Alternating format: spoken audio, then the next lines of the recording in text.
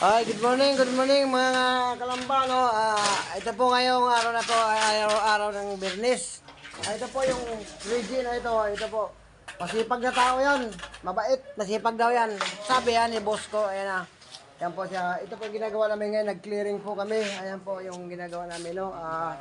Ito po, papakita ko po sa iyo yung mga view, para makikita mo ano yung ginagawa namin. Ayan.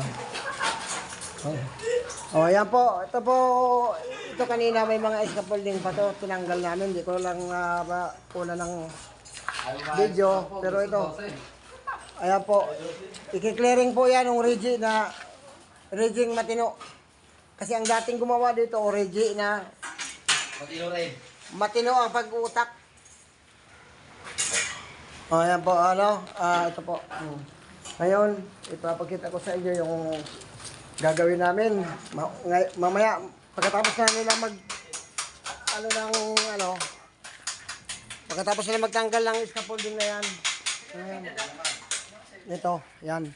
Iaakit po namin yan para doon na po yan sa taas. Kung nakikita mo yung mga ano na yan, mag-scaffolding na po kami dyan, no? So sana, lagi lang yun yung mapapanood ang aking mga ina-upload, no? Sana huwag kayong makakalimot mag-like at mag-share at pinutin ang notification bell para lagi kayong updated sa aking mga videos na pina-upload, no? Sana support. Balato. Like and subscribe para sa ating mga Papa Ruel Vlog. Yan po. Kung sino man yung dapat nating matulungan, kung sakali man tayo siswertehin, tutulong tayo sa abot nating makakaya.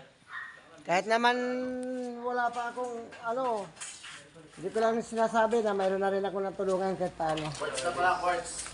Kaya, ayan po, sabi nila quartz kuno, pero wala pa. Ito, sepo. Kaya sipo yan. Pati sa dalawa. Ayan. Di, sakto ng size eh. Pagkatiin mo yan. Sakto ng size eh. Dito, ganun din ang gagawin nyo dito sa taas. Dalawahin nyo rin yan.